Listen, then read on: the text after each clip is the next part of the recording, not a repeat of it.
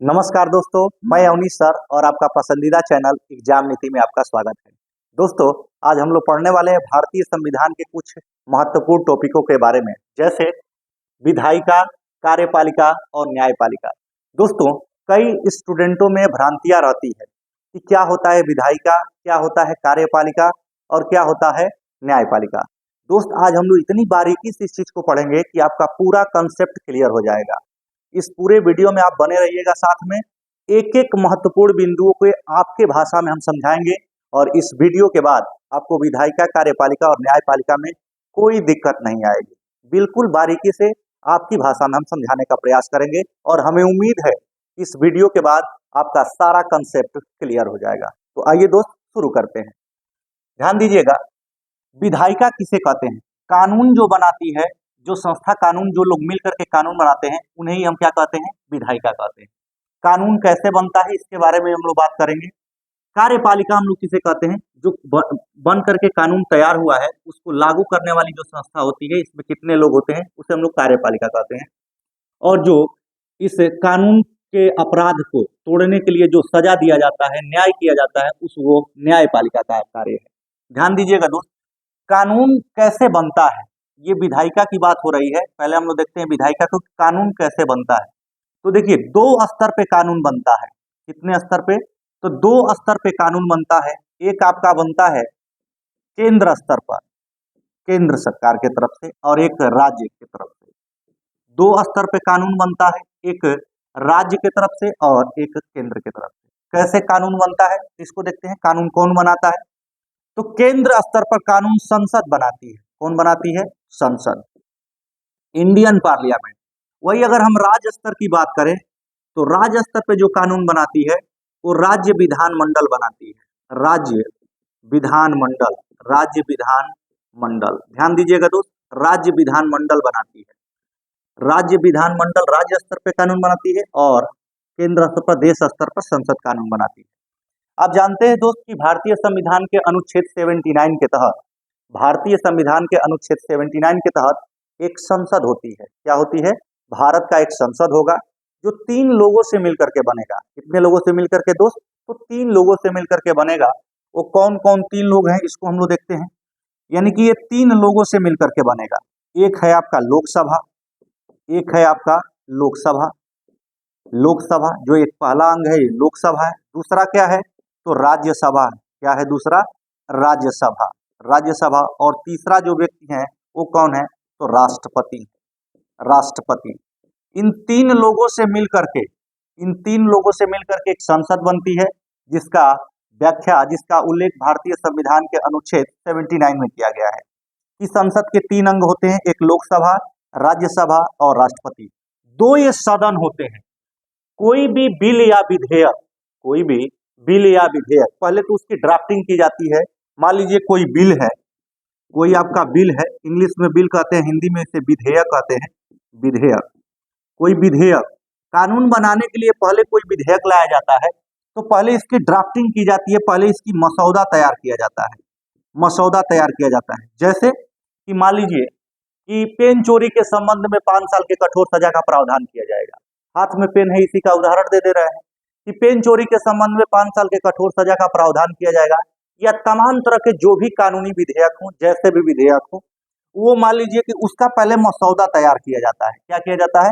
मसौदा तैयार किया जाता है। और जब ड्राफ्टिंग इसकी हो गई, मसौदा इसका जब बन गया, तो ये क्या किया जाता है कि संसद के किसी भी सदन में, ध्यान रखिएगा दोस्त, संसद के किसी भी सदन में, चाहे तो लोकसभा में चाहे तो राज्यसभा में, संसद के किसी भी सदन में आप पेश कर सकते हैं। अगर सेना से संबंधित कोई विधेयक है तो रक्षा मंत्री उसको पेश करेंगे। मान लीजिए कि अभी सिटीजनशिप अमेंडमेंट एक्ट आया था, नागरिकता के लिए जो कानून आया था, उसे गृह मंत्रालय के अधीन होता है, गृह मंत्री उसे पेश करेंगे। तो जो भी मसौदा तैयार किया गया है, बिल, जो भी विधेयक तैयार किया गया है, वो संसद के किसी भी सदन में पेश कर सकते हैं। अब ये हम आपको बाद में बताएंगे कि कौन कौन ऐसा विधेयक होता है जो केवल लोकसभा में पेश किया जाता है, कौन विधेयक होता है जो राज्यसभा में पेश किया जाता है। उसकी अलग हम लिस्टिंग करेंगे, उसको भी आपको हम बताएंगे। जैसे मान लीजिए धन विधेयक लोकसभा में पेश किया जाता है, उसके दूसरा मान लीजिए राज्यसभा में कौन सा विधेयक पेश किया जाता है? उपराष्ट्रपति के ऊपर महाभियोग, यानी महाभियोग की प्रक्रिया तो राज्यसभा में आता है। ऐसे तमाम विधेयक हैं, जैसे सिविल सेवा से संबंधित हो गया। तो हम देखेंगे कि कोई जो विधेयक बन करके मसौदा में तैयार हुआ है और वो लोकसभा में यानी लाया गया, सपोज करिए किसी भी सदन में ला सकते हैं, मान लीजिए लोकसभा में लाया गया, तो लोकसभा में क्या होगा, तो लोकसभा में पहले प्रस्तुत किया जाएगा उस विधेयक को, लोकसभा में पहले प्रस्तुत किया जाएगा, उसके बाद उस पे चर्चा होगी, उसके बाद उस पे क्या होगी, चर्चा होगी, उसके बाद उस पे क्या होगा, तो मतदान होगा, मतदान, उसके बाद क्या होगा दोस्त, उस पे तो मतदान होगा, मतदान के बाद क्या होगा, तो उसे पारित कर लिया जाएगा। क्या कर लिया जाएगा, तो पारित। इन चार पहलुओं से होकर के गुजरना पड़ता है प्रत्येक सदन में। ध्यान दीजिएगा दोस्त, प्रत्येक सदन में इन चार पहलुओं से होकर के गुजरना पड़ता है। यानी कि विधेयक लाया गया लोकसभा में, और अगर लोकसभा में लाया जाता है, लोकसभा में लाया जाता है तो वो प्रस्तुत किया जाएगा, यानी कि कॉपी जो होती है उस कॉपी को तमाम मेंबर ऑफ पार्लियामेंट के पास बांट दिया जाता है कि आप लोग भी पढ़ लीजिए, देखिए कि क्या क्या हम कानून बनाने के लिए लेकर के आए हैं इस विधेयक में, इस बिल में। तो उस पे एक एक कॉपी सारे लोगों को बांट दिया गया, जितने मेंबर ऑफ पार्लियामेंट है उस सदन में बांट दिया गया। उस पे चर्चा होगी, अपना अपना स्टेटमेंट सारे लोग देंगे, उसके बाद उस पे मतदान होगा। क्या होगा दोस्त, मतदान होता है, और उसके बाद पारित कर लिया जाता है। तो ध्यान देने वाली बात है दोस्त कि लोकसभा में अगर ये प्रोसेस पूरा हो गया तो ये विधेयक कहाँ जाएगा, अब तो राज्यसभा में जाएगा। लोकसभा से पारित होने के उपरांत तो विधेयक कहाँ जाता है, राज्यसभा में जाता है, और राज्यसभा में जब जाता है, राज्यसभा भी यही प्रोसेस होता है। राज्यसभा जब इसको पारित कर दे तो फाइनल सिग्नेचर के पास किसके पास चला जाता है, तो राष्ट्रपति के पास चला जाता है, और राष्ट्रपति महोदय हस्ताक्षर कर दें, राष्ट्रपति महोदय हस्ताक्षर कर दें तो कानून बन जाता है। क्या बन जाता है, कानून बन जाता है, बन जाता है। ध्यान दीजिएगा दोस्त, जैसे मान लीजिए कि अभी यहाँ पे हम लेकर के आए बिल विधेयक, यानी कि जो मसौदा बन के हमारा एक बिल का तैयार हुआ था उसको लोकसभा में लेकर के आए, लोकसभा से पारित होने के उपरांत राज्यसभा में गया, और राज्यसभा से पारित होने के उपरांत फाइनल सिग्नेचर के पास जाता है, राष्ट्रपति के महोदय के पास, और राष्ट्रपति महोदय अगर हस्ताक्षर कर देते हैं तो विधेयक कानून का रूप ले लेता है, अर्थात वो पारित हो जाता है, कानून बन जाता है। अब बात आती है, ये रहा प्रोसेस कानून बनने का। आगे क्या होता है दोस्त, तो राज्य स्तर पे भी यही नियम फॉलो होता है। राज्य स्तर पे ध्यान दीजिएगा, राज्य स्तर पे क्या होता है, तो आप देखे होंगे कि राज्य स्तर पे एक राज्य विधानमंडल होगा, ये भी दो लोगों से मिलकर के बनता है। कितने लोगों से, दो लोगों से मिलकर के बनता है। एक होता है आपका विधानसभा, एक क्या होता है आपका विधानसभा, और दूसरा क्या होता है, दूसरा होता है विधान परिषद, विधान परिषद, विधान परिषद। ध्यान दीजिएगा दोस्त, एक होता है आपका विधानसभा और दूसरा होता है विधान परिषद। हालांकि मात्र 6 राज्यों में ही विधान परिषद है, यानी कि राज्य विधानमंडल कह रहा है कि दो लोगों से मिलकर के राज्य विधानमंडल बनेगा, दो लोगों से नहीं, एक राज्यपाल, राज्यपाल जो स्थिति केंद्र पे है यानी सेंट्रल लेवल पे है वही स्टेट लेवल पे है। राज्य विधानमंडल कितने लोगों से मिलकर के बनेगा, तो 3 लोगों से। जैसे यहाँ संसद भी कितने लोगों से मिलकर के बना था, 3 लोगों को, लोकसभा, राज्यसभा और राष्ट्रपति।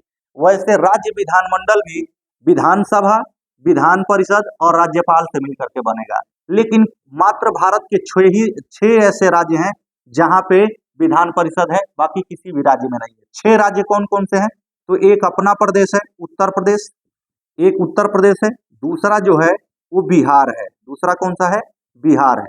तीसरा कौन है, तो तीसरा आपका महाराष्ट्र है, कौन सा है, तो महाराष्ट्र, तीसरा महाराष्ट्र है। चौथा क्या है, तो आंध्र प्रदेश है, आंध्र प्रदेश, चौथा है आंध्र प्रदेश।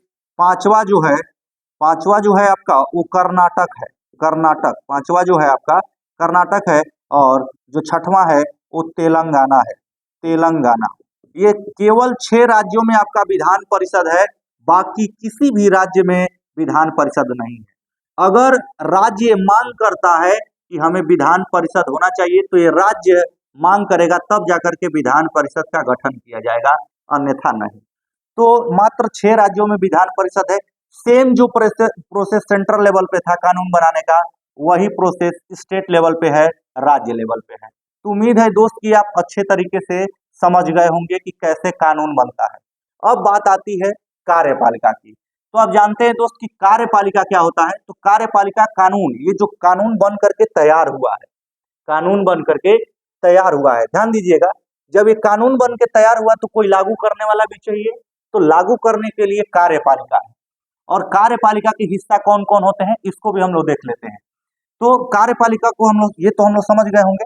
आगे बढ़ते हैं और देखते हैं कि भाई कार्यपालिका में कौन कौन से लोग आते हैं और कार्यपालिका के भाग कौन कौन से। तो दोस्त, जो कार्यपालिका है इसमें जो सबसे सबसे संवैधानिक प्रमुख है, यानी कि कार्यपालिका का कार्यपालिका का जो प्रमुख है, औपचारिक प्रमुख, वो राष्ट्रपति होता है। कौन होता है?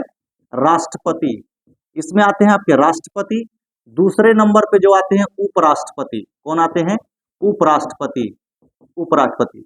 आप जानते हैं कि भारत में संसदीय शासन प्रणाली अपनाई गई है, जिसमें जो कार्यपालिका है, ये जो कार्यपालिका, इसका औपचारिक प्रधान होता है राष्ट्रपति।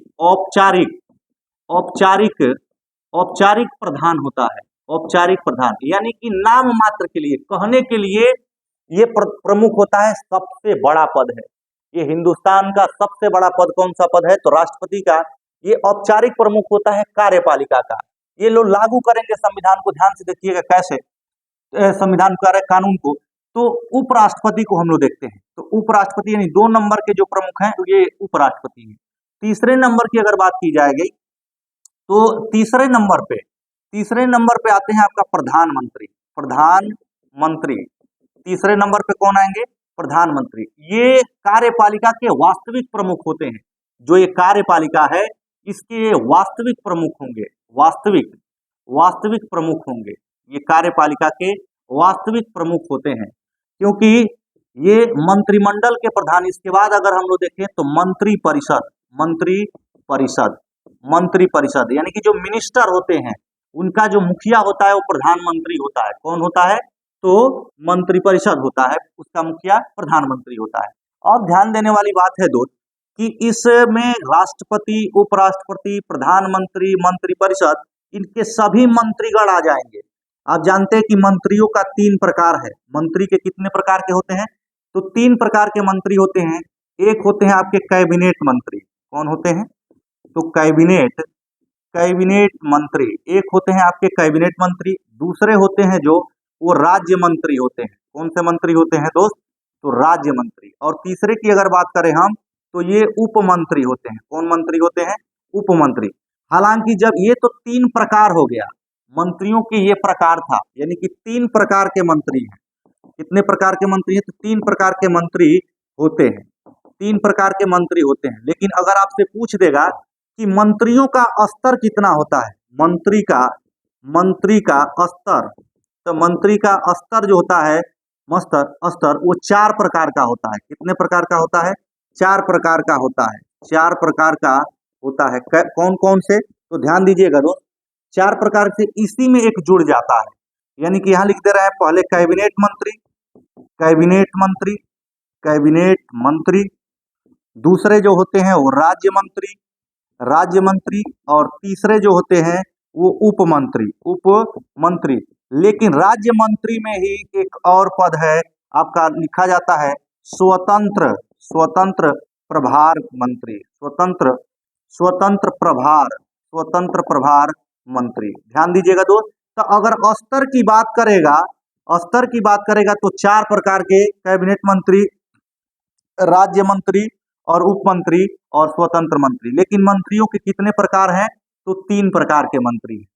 अब बात क्या आती है दोस्त, जो कार्यपालिका है ये तो सेंट्रल लेवल की बात हो गई, ये राज्य लेवल पे भी, किस लेवल पे? तो स्टेट लेवल पे भी है। स्टेट लेवल पे भी कौन कौन से लोग आते हैं इसको भी हम लोग देख लेते हैं। तो स्टेट लेवल में ध्यान दीजिएगा दोस्त, स्टेट लेवल में राज्य स्तर पे कौन होते हैं? राज्य स्तर पे अगर हम कार्यपालिका की बात करें तो राज्य स्तर पे आप जान लीजिए कि राज्यपाल होता है। कौन होता है? राज्यपाल। उसके बाद कौन होता है? तो मुख्यमंत्री कौन होता है? मुख्यमंत्री। उसके बाद मंत्री परिषद। ध्यान दीजिएगा दोस्त, मंत्री परिषद। ये 3 लोग, यानी कि ये राज्य लेवल की बात है, राज्य स्तर की बात है। राज्य स्तर पे कौन कौन? तो राज्यपाल, मुख्यमंत्री और मंत्री परिषद। ध्यान दीजिएगा दोस्त। तो ये कार्यपालिका की बात आ गई। अब हम लोग समझते हैं थोड़ा सा न्यायपालिका को कि न्यायपालिका क्या है। तो ध्यान दीजिएगा दोस्त, न्यायपालिका यानी कि जो न्याय निर्णयन का कार्य करती है, यानी कि कानून के उल्लंघन में अगर कोई व्यक्ति दोषी माना जाता है, कानून बन करके तैयार हो गया, लागू भी हो गया, तो कानून के उल्लंघन में कोई व्यक्ति अगर दोषी माना जाता है तो उसका निर्णय, उसका न्याय निर्णयन का कार्य कौन करेगी? तो न्यायपालिका करेगी। और ध्यान से समझिएगा, ये त्रिभुजाकार है न्यायपालिका की स्थिति हिंदुस्तान में। सबसे उच्च लेवल पे कौन है? तो सर्वोच्च न्यायालय। शिखर पे कौन है? तो सर्वोच्च न्यायालय। सर्वोच्च सर्वोच्च न्यायालय, सर्वोच्च न्यायालय। ये सर्वोच्च न्यायालय सबसे शिखर पे, जिसे हम लोग उच्चतम न्यायालय भी कहते हैं या सुप्रीम कोर्ट भी कहते हैं। क्या कहते हैं? Supreme court. अगर यही सेकेंड लेवल की अगर हम बात करें तो इसे हम लोग कहते हैं उच्च न्यायालय। क्या कहते हैं? उच्च न्यायालय। उच्च न्यायालय, उच्च न्यायालय, हाई कोर्ट। क्या कहते हैं इसे दोस्त? High court. अब दूसरा क्या है? और सबसे निचला है वो आपका है जिला न्यायालय। कौन सा न्यायालय? जिला जिला न्यायालय। जिला न्यायालय। ये 3 प्रकार के कोर्ट होते हैं। ये 3 प्रकार के आपके न्यायालय होते हैं। यानी कि सबसे बड़ा न्यायालय कौन सा न्यायालय है? ये सर्वोच्च न्यायालय है। सेकेंड लेवल पे प्रत्येक राज्य में एक न्यायालय होगा, ये उच्च न्यायालय होगा। और प्रत्येक जिला में न्यायालय होगा, ये थर्ड नंबर पे प्रोसेस होता है। ध्यान रखना है दोस्त, ये सबसे अंतिम अपीलीय न्यायालय है। जो सर्वोच्च न्यायालय है ये सबसे अंतिम अपीलीय। जैसे जिला न्यायालय कि अगर आप फैसले को नहीं मानते हैं तो कहाँ अपील करते हैं? उच्च न्यायालय में। उच्च न्यायालय के फैसले को अगर आप नहीं मानते हैं, चुनौती देना चाहते हैं, चैलेंज करना चाहते हैं, तो आप सर्वोच्च न्यायालय में करते हैं। लेकिन सर्वोच्च न्यायालय के फैसले को आप कहीं भी चुनौती नहीं दे सकते हैं। ये अंतिम अपीलीय न्यायालय है। ये अंतिम अपीलीय न्यायालय है। दोस्त, ये उम्मीद है कि आप ये अच्छी तरीके से समझ गए होंगे। और न्यायपालिका भी हम और अलग तरीके से आपको पढ़ाएंगे, अगले वीडियो में लेकर के आएंगे, जिसमें आपको बताएंगे कि कौन होता है दीवानी न्यायालय, कौन होता है फौजदारी न्यायालय, कौन से केस किस में देखे जाते हैं। तो ये सारी चीजें हम अगले वीडियो में इसकी बात करेंगे। मिलते हैं अगले वीडियो में, तब तक के लिए नमस्कार।